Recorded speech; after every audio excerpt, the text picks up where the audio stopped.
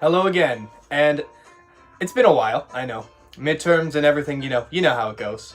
But I would like to say, the Oscars are coming up, so what better way to discuss the topic than by ranking every single major category. Now, usually I would like to go every single one, but we don't have that much time. Because, midterms and stuff like that. And I promise, as soon as I'm done with midterms and work, I will definitely have as much categories and time to talk about what I like to do most. So without further ado, we're going to review Best Adapted Screenplay and Best Original Screenplay. And I will be ranking them from worst to best. So we're going to start off with Adapted Screenplay. Starting off at the worst at number 5 is The Ballad of Buster Scruggs. The Ballad of Buster Scruggs is not a bad screenplay. In many ways, it's actually kind of good. It's got that Coen Brothers magic into it. And it even has a bit of charm to it.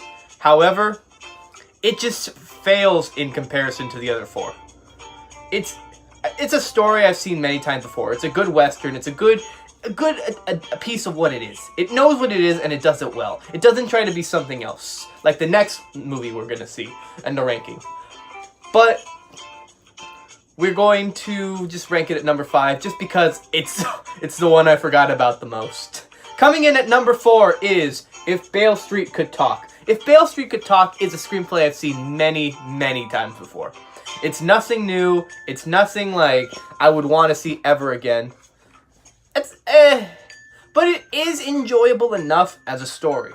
I like the story aspect of it about this guy, who, I don't want to spoil it, so I'm just going to say, because the next 3 I don't mind spoiling because I'm pretty sure you've seen this one.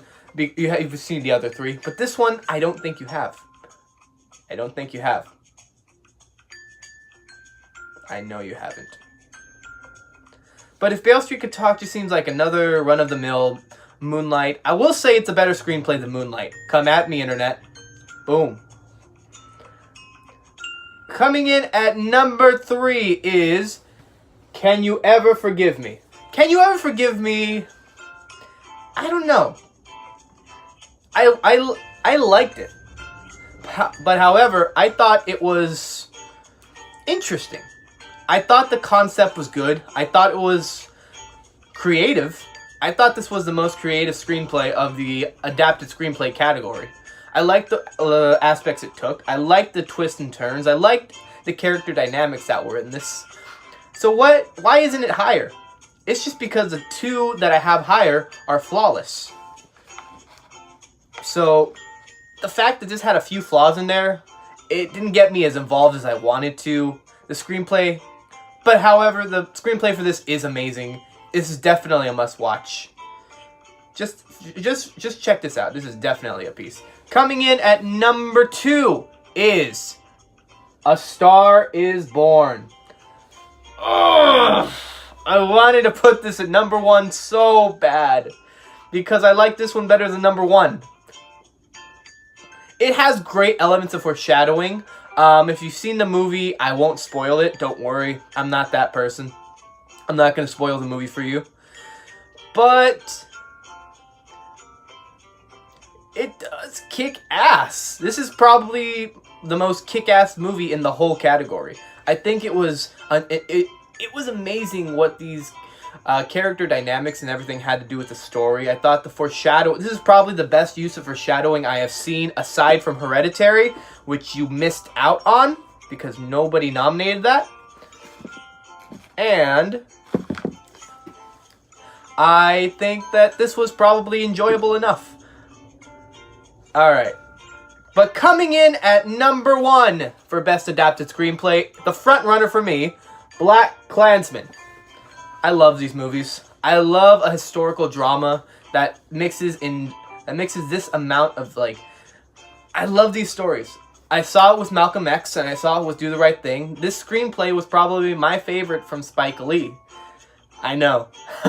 I'm just as surprised as you are. I didn't think he could pull out this masterpiece. Oh man. This is just the dialogue between these characters was some of the finest I've seen all year. The twists and turns I love. The foreshadowing I'm not going to say what it is because it's definitely a movie you need to see. But this is one thing that you need to see. Blackkklansman is a must-watch and is my front runner for Best Adapted Screenplay. Now let's talk about original screenplays. So we're going to start off with number 5. Coming in at number 5 is First Reformed. I didn't see it.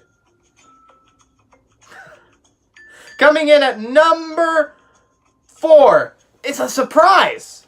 Because this is the front runner for a lot of Oscars, including the Best Original Screenplay. But I'm going to have to go with The Favorite. Now, whoa. Hey, don't dislike this. Don't dislike this. Hear me out. Hear me out. It's not as good as everyone says it is. It's good. It's an enjoyable screenplay. I enjoyed somewhat of it. But in no regards is it Best Original Screenplay. I think that this is probably going out on a limb here, but I'm going to say this is probably the most overrated screenplay of the year. I'm sorry.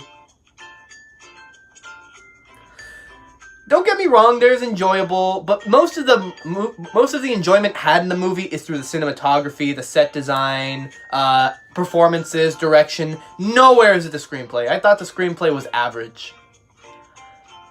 I thought it was a predictable. It wasn't predictable. I will give it that. It did have that aspect of whoa, hold on there, buddy. I didn't see that coming. But it's just not for me. It's not my taste. So it comes out at number 4. Coming in at number 3 for Best Original Screenplay is Vice. Now, Vice, is a controversial piece of work. I think that it is fun. It's enjoyable. I thought it was the funniest movie of this entire category, of the actual entire 2 categories. I think that this, for me, wrinkles on the fact that of the shock humor and everything that I wanted from it. And just the dialogue and the outcomes and the twists and the foreshadowing, and you should have seen this coming, but you didn't, which is why I loved Vice. I thought it was one of my favorite movies of 2018.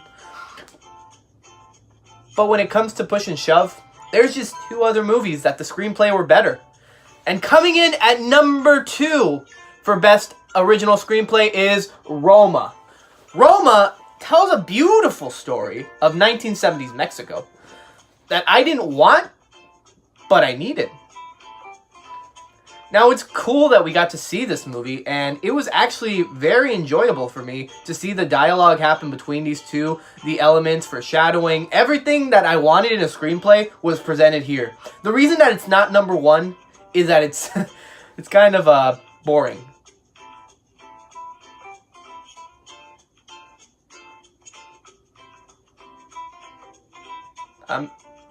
I lost my credibility, didn't I? But anyways, I will say that Roma is definitely a runner-up and is a contender for Best Original Screenplay. But for me, coming in at number 1 by a long shot is Green Book. Green Book takes a lot of aspects that I like from other screenplays that I love and puts them into one. It took what Blackkklansman wanted to be, that edgy, like race issue and everything, but pushed it to an aspect that I wanted. It didn't make me feel disgusted, ever. It made the characters that I wanted, that I liked. Viggo Mortensen gave one of my favorite performances of the year in this, but we're going to go to that later. And it wouldn't have been anything without the screenplay. The dialogue between these characters was so enjoyable. The elements of foreshadowing. There was also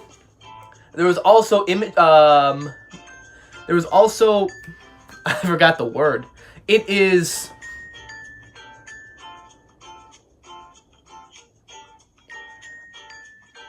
possessionism. There we go. Where it was elements of like what these characters were. Just a scene. I don't want to spoil this. I'll spoil the movie in the performances and the best picture. But for this, I want to keep it in the down low. I don't want it to be anywhere. I don't want you to see anything coming.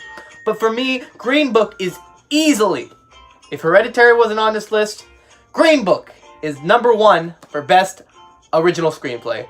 Anyways, guys, if you liked what you've seen here and you want to see more, click subscribe, like this video. Just like it. The view gets me the view counts, not the like or dislike ratio.